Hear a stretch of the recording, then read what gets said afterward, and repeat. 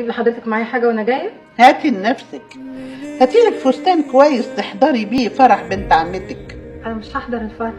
هتحضريه يعني هتحضريه. عاجبك كده؟ عاجبك قعدتك كده زي البيت الوقف؟ انا بيت واقف؟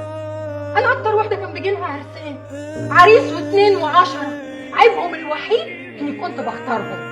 انت كمان عايزه تنقي؟ ازاي بقى؟ تطلع فيه القطط الفاطسه، ده مستواه مش قد كده، ده عيلته مش عارفه ايه، ده طمعان فينا، ده ما عندوش طين، لما انا اللي شلت طينكم كله على دماغي. انا مش عاوزه اتجوز، انا ما في فرح اروحه عند اهلي اللي هيسيبوني بكلام زي السن.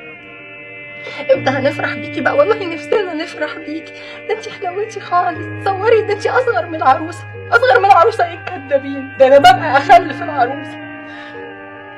انا بايره، انا عارفه ان انا بايره، انا مش هبله. يا رب انا مش عايزه حد يجاملني، انا دول مش بيجاملوني، دول بيذبحوني. يا رب انا عايزه اكسب في حالي.